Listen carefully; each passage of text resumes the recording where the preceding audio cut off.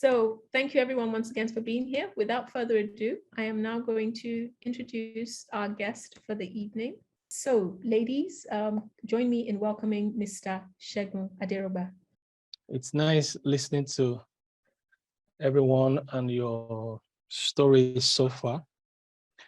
And so from all that I have gathered, I can see that some of us have been into, most of us here. Thank you, Teniola. Thank you, everyone also. From what I've gathered, I could see that most of us here have undertaken one form of publication or the other. And I'm going to start by saying that for whatever you've done, it can be better. And that's how we achieve excellence. We build on what we've done before. And that only happens when we learn and open our minds to other possibilities that exist, especially in the print world. It's amazing because the print world changes every day. New technology comes up, rendering the older one obsolete. And so you have to really be on your toes to catch up. A few years ago, it used to take us at least a couple of weeks, sometimes 2-3 weeks, to produce a book. But right now, things have changed so well that in a couple of days, we could make books, and we could make them even more excellently than when we used to take longer time to make them. And of course, that's because we are also shifting as the trend is shifting. I know some of you will be wondering, what are you doing with your video? Are you using a phone or a camera or something? I'm sure my audio is crystal clear. That's because even as the social media evolves, things come up every day that makes it possible for us to be able to put in more excellence to what we do. So now I'm not using my phone, and I'm not changing my background. I'm just shooting directly from a camera. Then I have an external audio that is connected to this. So I'm not even using the camera audio. If you can see something written on my chest, that's where my audio is coming from.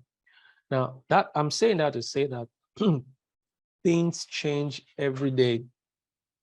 And unless we all make a commitment to broaden our horizon on what we already know, the way things are going now, unless everybody makes a commitment to keep broadening their horizon on what they know, they may be left out in the creative world.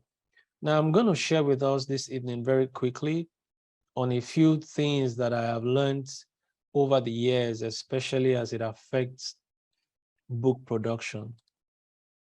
Number one, I'm going to talk about a few factors that enhances great book production.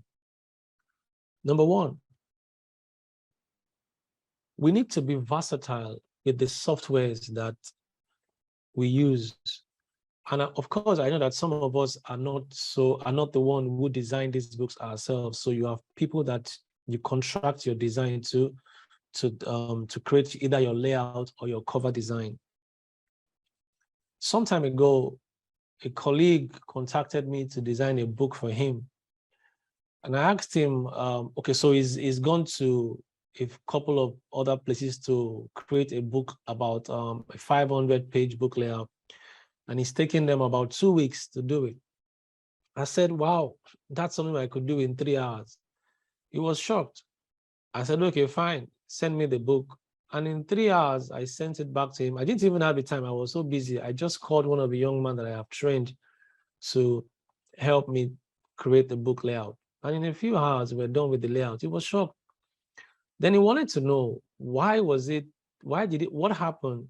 It took you 3 hours, it took some people 3 weeks. I said, because we are more exposed to updated softwares. For instance, I encourage people that work with book layout to look for creative artists that work with InDesign.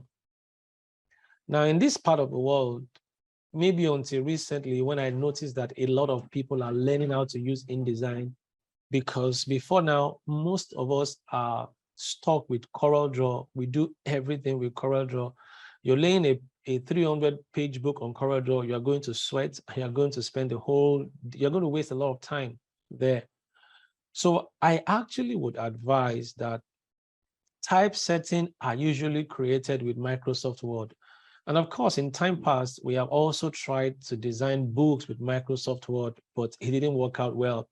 We wasted a lot of time, and in the long run, we could not use it. I know there are a couple of people who are so good with Microsoft Word to produce books, but I do not think Microsoft Word software was designed for layout, production, or design.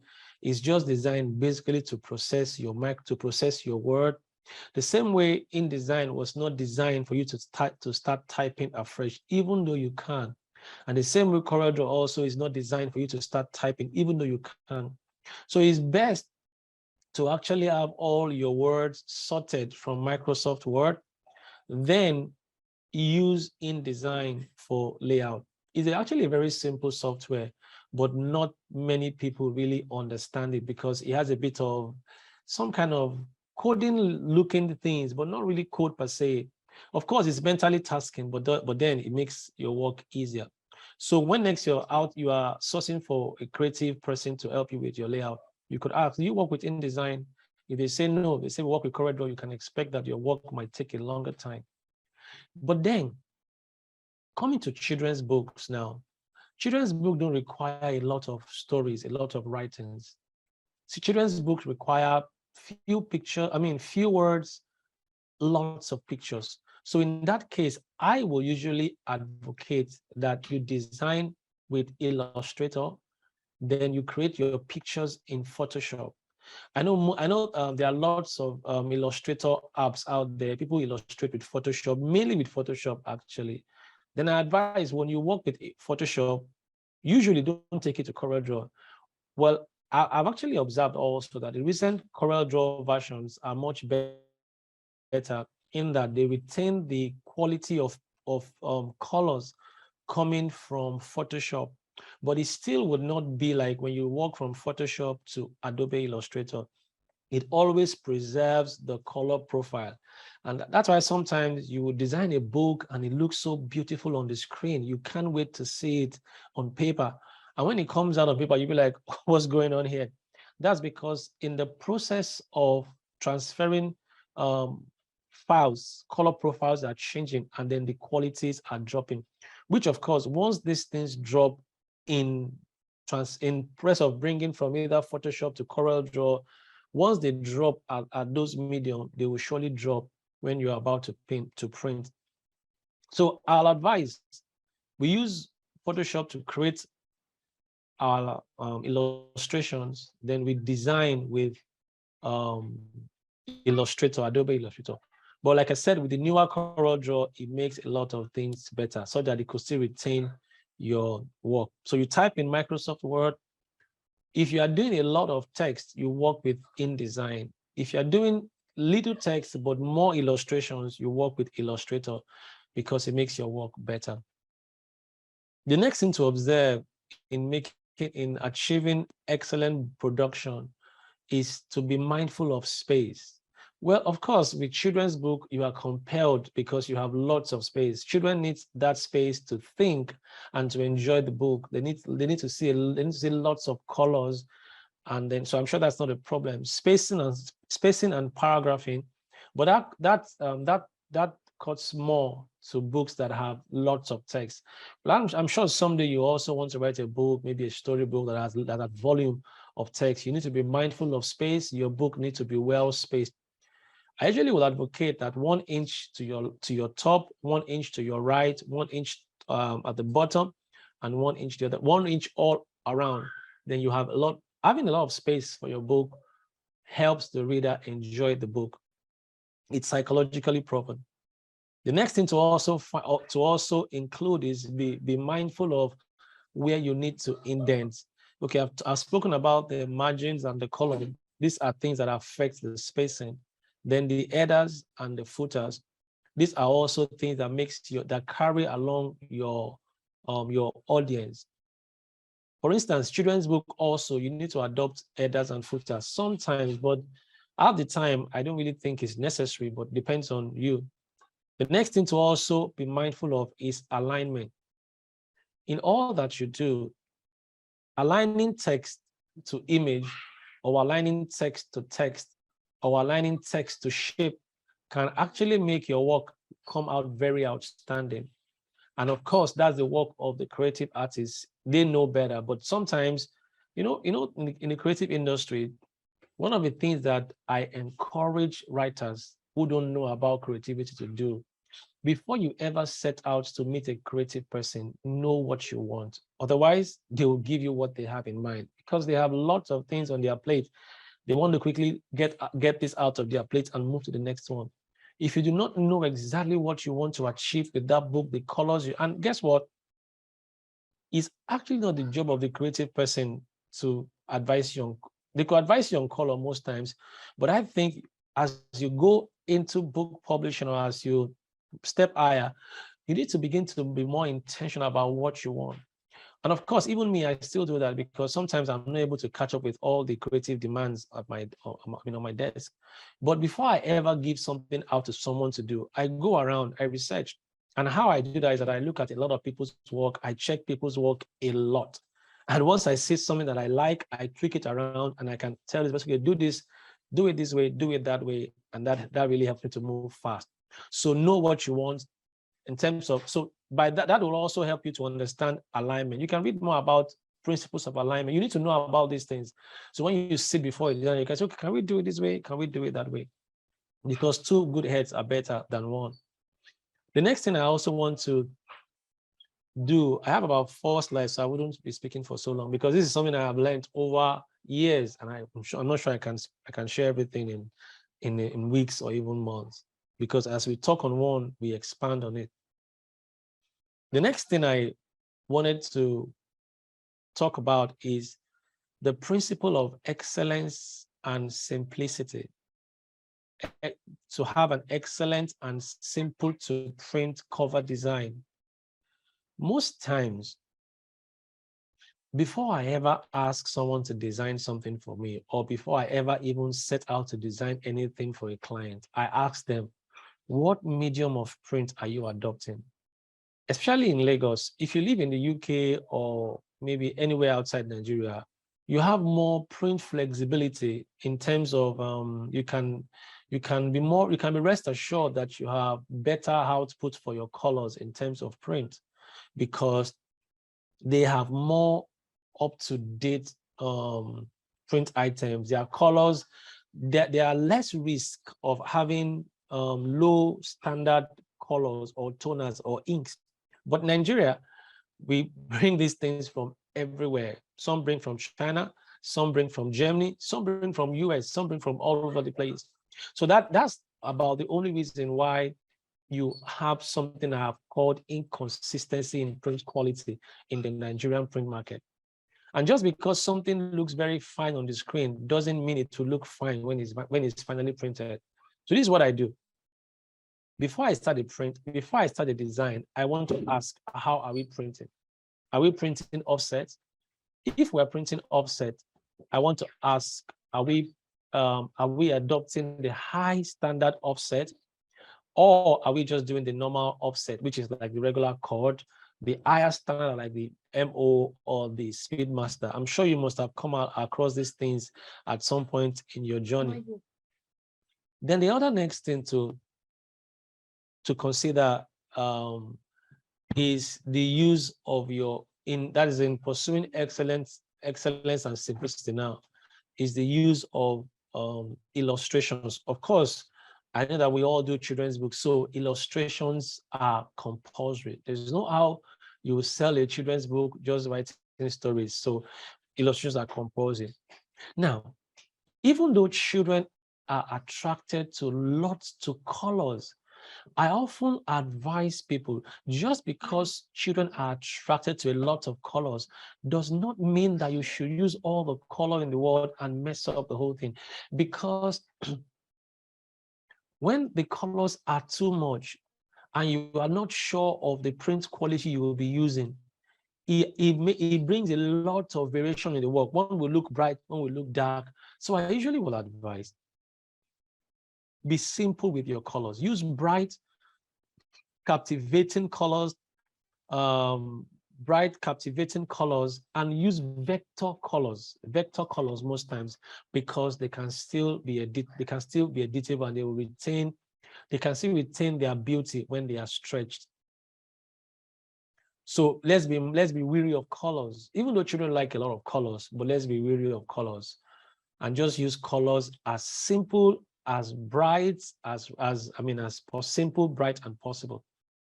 The next thing to also consider is the font style. Now, you see, font style determines a lot with book production. There are font styles that no matter how good your colors are, once the font styles are off, the entire book looks off. And that's why in my journey, most times, when I design, I follow my heart. And that I believe it's a natural intuition that God gives everyone who he creates. It comes naturally. When you're creating a design and something is going off in the design, you know your heart is not just going along with it. So that's why, I also say that achieving excellence takes a lot of time and patience. So you can't be so much in a hurry trying to achieve a very excellent work while you are in a hurry. So you need a bit of time to allow your spirit, your heart flow with what you're doing. And that when you use the right text, there will be a click and you will know that you have done what is right with it. I'll take a break just to ask, just to get one or two feedback if I'm carrying you along or not. Okay, I'm going to ask one then, since you've given us the liberty to ask questions at this stage. What is a vector color? You speak about vector colors and you say that they retain their luster even when they're stretched. What is a vector color? And then you talk about offset. And the only offset printing that I'm familiar with is web offset printing. But if there's a type of offset that's used for book production, I'd love to know a little bit more about it. I've always thought that book printing was done with sheet-fed machines. But you mentioned offset. I'm really curious to know if technology has changed and they're now using offset printers for books. Thank you. Okay. There are different types of offset printing. Web offset is usually adopted for really long prints. And that's why you find that most people that use the web offset are media houses, like newspaper houses, because they have to produce in hundreds of thousands overnight, which of course the next offset will not be able to achieve, even though it can. But web offset is like a house. The paper is fed in something called reels. So it's not it's not the regular fed, it's not regularly fed like I would show you on my next slide. The paper is fed, the machine is fed in reel, paper is rolled. Now the machine takes the paper, prints, fold, cuts, collates, assembles, and bring out a complete book on the other end. It takes out one and brings out a complete book at the other hand. Now, that is web offset. Now, that's very big and it's really expensive. And web offset wouldn't do anything less than 50,000 to 100,000 copies. Of course, sometimes they may do, but I know that web offset is designed for super long impressions. The next offset is the cord, the regular ones that we all are used to. That's like the cord. The cord over time has metamorphosed into SM. Now, the cord is just a one color machine. It prints one color at a time. Usually they will start printing with cyan, that's like the blue. They will go to either magenta or yellow. They will take it off again, put off. So they overlay, every basic image is made up of 4 colors. That's magenta, which is like red or pink or pinkish, then blue, which is called cyan, and black, and then yellow. Now, you also find that to make your work pop, you can then introduce something we call spot colors. You can make it 5 or 6 colors. Now, this thing called spot colors, they are not part of the initial 4 colors. They just make your work very outstanding, and then they have less variations. So for instance, you must have seen some publications, they have image and they have also very strong colors that pops it up. Just one, they are usually called solid colors. Now this is what makes the 5th color, or you can add as many spot color as you want, as far as they complement each other and they bring out the beauty of what you want to achieve. Over time, cord has metamorphosed. So now instead of having cord that just prints one color, what you now have is you have something called, you can Google these things at your convenience. You have something called Speedmaster. A Speedmaster or MO actually is able to print all the 4 colors at a go. Is able to print all the 4 colors at a go. Now, some of these MO also have the 5th unit, sorry. Now, cord is just 1 unit. Speedmaster or MO comes in some of them come in 2 units, most of them come in 4 units. So they are able to print the 4 colors at a stretch. And if there are spot colors, which are additional colors that they don't want to print with the initial colors, then they go. Then you must also be familiar with printing plates.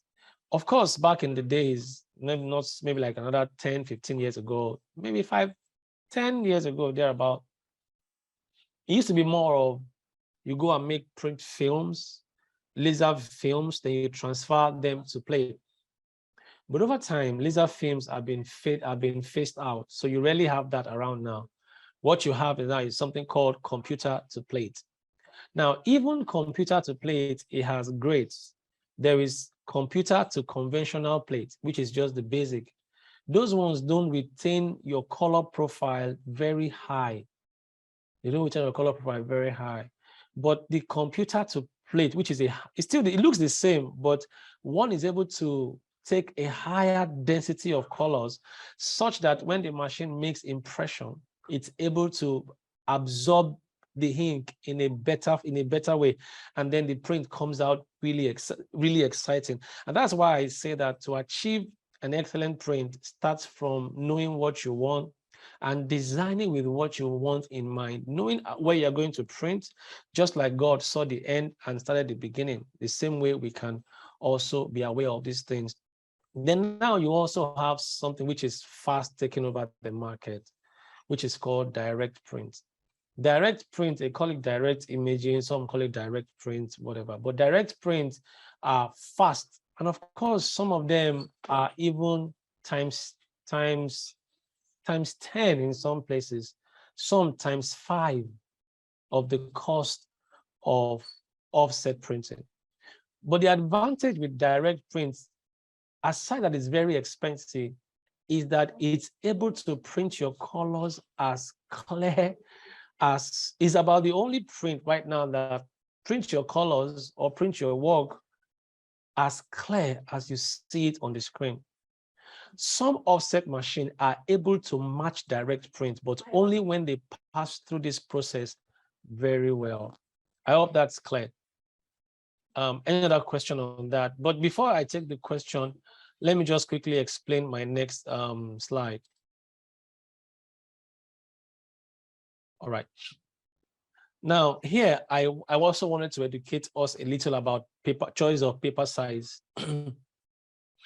I'm sure you must have at some point, those of you who have worked with print contractors, argue about paper size. Can I use A5? Can I use A6? Can I use A4?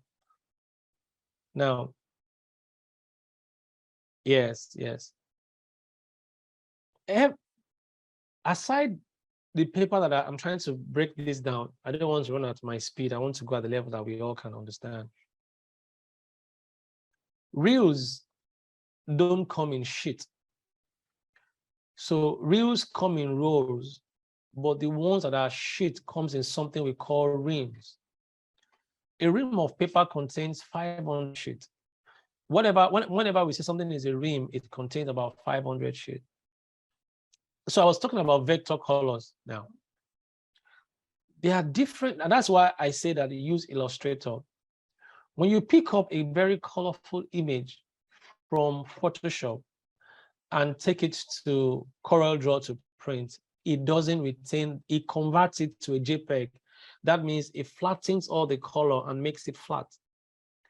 But if you draw such with Illustrator and retain the, well, this is something that most creative guys understand about using vectors, because wherever you take a vector image to, it still retains the finesse on such colors. Especially with children's book, I'm sure most of illustrators work with vector colors, vector images actually, vector images a lot, because vector images has a way of retaining simple and bright and beautiful colors. Now I want to talk about the choice of paper. If you look, you will see this paper size is you see this A1. The ream of paper has a standard, and the standard comes in A1. So every paper that is being imported into the country is imported mainly as A1, unless the ones that are A4.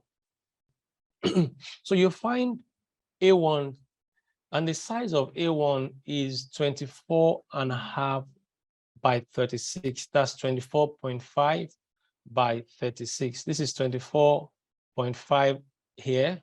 If you look at my cursor, it's around 24.5. Then this is 36 inches. It's measured in inches. Now, if you divide that into 2, this 24.5 by 36 is what we call A1. That's the standard paper. That's where most paper come. Some paper come in A0. So that's A0 will be double of this. But this is A1. So A1 is 24.5 by 36. If you divide that into 2, you get something called A2. A2 is 18 by 24.5. If you divide A2 into 2, you get something called A3. A3 is 12 by 18. Of course, A3 is not this is not the standard A3 size, but A3 is in the frame of 12 by 18. A3 is about 11 point something by 16 point, or depends on how you want to stretch it. When you divide A3 into 2, you have something called A4. When you divide A4 into 2, you have something called A5. When you divide A5 into 2, you have something called A6. Now, working with book sizes is also very important. Before you set out to design a book, you want to check what size do you want to use. So when you hear someone tell you that, like for instance, A5 is, the limit of A5 is 9 by 6. If you want to put your book in 10 by 7, that means you are going to use A4, and you are only using an inch aside A5, but you are paying for A4 size. I'm sure you must have come across that. You say, oh, can you make it a little bigger? You say, if you make it bigger, the cost will go higher because it no longer can stay in the frame of A4. So let's say, for instance, you have a book that is A4. When you fold into 2, it becomes A3. If you alter the size from 12 and you say, I want this book to be in 13 by 19, A3 size would no longer be able to handle that book. In fact, you have to use A2 size because it will take 1 inch to this side, and it will take, okay, no, Let's say you want to make the book now 12 by maybe 26. It will take 1 inch to this side and 1 inch to that side. Anyway, so you may not be able to grasp all of these at a go, but with time you will come across them, and then it will resonate in your mind. Oh, that's what he's saying. That's what he's saying. You learn these things better on the. I wish we had a physical class. I can demonstrate these things to us more practically. So choice of paper is very important. The next thing I want to also talk about is printing on offset and printing on direct image. Sorry, excuse me. Now, offset print counts in thousands. I'm sure you must have heard. Offset print counts in thousands. That means that if you want to print 10 items on an offset machine, they will charge you the same cost of printing 1,000. And that's where we came up with the terminology that the higher the quantity, the lower the price. And that quantity is not below 1,000. The higher the quantity, above 1,000, the lower the price. But the price is not a general term. It only affects basically the cost of impression and the cost of paper, because those are the two factors that changes. No, sorry. It only affects the cost of paper because it's about the only factor that change in process print. In process print, a few things are constant. Number one, plate. Even if you are printing 100 million books, you will still make one plate. So if a plate is 10,000, for instance, and you are printing 1,000 books, you will use that same plate. If a plate is 10,000 and you are printing just 50 books, you will use the same plate. Is a cost on this plate that is spread over the amount of copies you do if you're going to work it out. The next thing that is constant in offset print is cost. Like I said, if you're printing 1,000 books, I mean, this is a lot. As I talk more about this, my mind opens more to the process, but we'll take it one step at a time. If you're printing 1,000 books, for instance, the cost is the same. If you are printing 2,000 books, the cost is times 2. If you are printing 20 books, the cost will be the same of a video call, for instance. I could choose to use my phone or my tab. I mean, I tried out my tab in the afternoon. It was good. The quality is nice, but I felt I wouldn't be so relaxed to talk. And then I just felt, okay, fine, let me switch to my, being also a multimedia expert, I have a professional camera, I have some audio device, and I have some light. So I switched. Of course, if I'm to get someone to render that service to me, it will cost me a lot, but I have these things and I know how to quickly set up these things for a live stream or whatever. So I quickly took it up. The same with book also. If you want to achieve a very excellent book, you must consider a few factors. Number one is bond paper. You must consider excellent paper choices. The higher the paper quality, also the higher the prices. But there are ways that you could use cheap papers, not like cheap. There are ways you could use the regular paper types, and then you will still get something really nice, especially if you're working with a creative person who understands how to make use of very bright colors, and you get the print quality that is, most time, I will usually advise when someone tells you they are printing on CAD machine, unless you sometimes go there to investigate, because CAD machines have been completely outdated in UK, this country that they were manufactured. But of course, some printers are able to utilize CAD machine to achieve some very brilliant work. Now, CAD machine has very limited rollers, but the SM and the MOs, they are more advanced and they have more rollers that allows the colors to blend and make it very smooth. Now, so we start with something we call bond paper. I'm sure you must be used to bond paper. That's your regular office paper, office sheet. Bond paper, the surface is not so smooth as such. And that's why when you print with bond paper, unless you print with a higher grammage, the bond paper comes in 55 grammage, which is mostly used for invoices. It comes in 60 grammage, which is used for very large volume of books. At the time I worked on a book that was 2,000 pages, I had to use 60 grammage paper because the book was going to be very heavy. Then it comes in 70 grammage. But for any print that has heavy colors, the least grammage I advise to use is 80 grams. And of course, 80 grams is more expensive than all of that. That's the least. But if you step up and use something like 100 grams, 100 grams has a lot more density. As such, it can retain more color on the surface.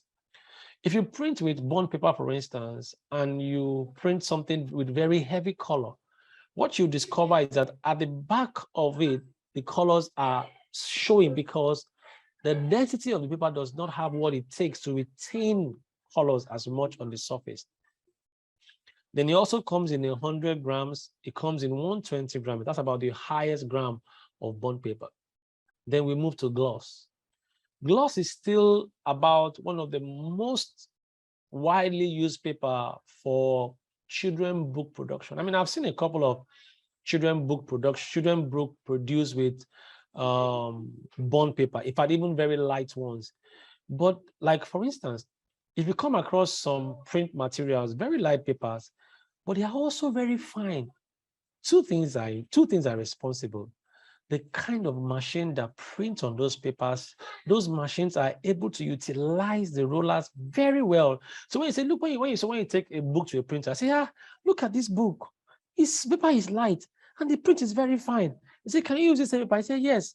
Listen, unless you are absolutely sure of the kind of machine, you may never get the kind of output, because the machine that is able to print on such light papers and achieve excellent colors are not common, but they are really rare. And one reason why a lot of people don't bring those machines to Nigeria is because of the fluctuation of light and all of that, because those machines are also sensitive. They use card, and because they are card driven, and sometimes the cards are one machine's card could cost as much as 500,000, 1 million naira, and they use one card for one unit, and some of those machines comes in like 6 units, and one NEPA surge can damage all this card. That's like a 6 million naira damage in less than 10 seconds. So that's why most of our printers shy away from bringing these machines. They consider what is cost effective for them with less trouble. Gloss is almost double the price of bond.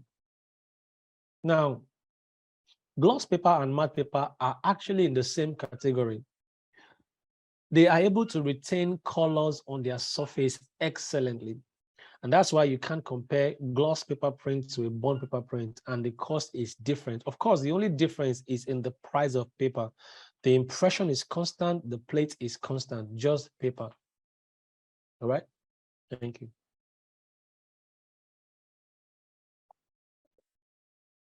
All right. So gloss has a slightly shiny face, while matte has a dull face. Some people like their work to be highly glossy. Some like their work to just be a little calm. Now, the next paper in between gloss and matte is a paper called alabaster. Now, most people don't use alabaster paper because it is very expensive. It has a blend. It has a blend of bond and matte in a way. And it also is also able to produce very super excellent print, because the surface is not glossy, it's not matte, it's not bond. It's just a very unique paper, but of course, it's quite expensive. And that's why when people don't want to use alabaster, if you like alabaster paper, but you can't afford it, then you use matte, because alabaster and matte share something similar in common. Matte still has that kind of glossy thing, but alabaster is just like a balance for me. That's for the inside print. Then for the outside, for the back, you're looking at paper for cover, for instance. Now you're looking at card. For the card, you have papers like heart. So the same way you have art paper, you also have art card. Then you have matte paper, you have matte card, still the same design. Now, because the Pelican don't make card, they make their own card, but I usually don't advise it for cover print. The next paper you can also consider for cover is Pelican. Pelican has a high glossy surface. The gloss of Pelican is really very high, much more than art. But the disadvantage with Pelican is that it's only one side that is high gloss. The back of Pelican does not have the same intensity of gloss, but it doesn't have any gloss at all, just the surface.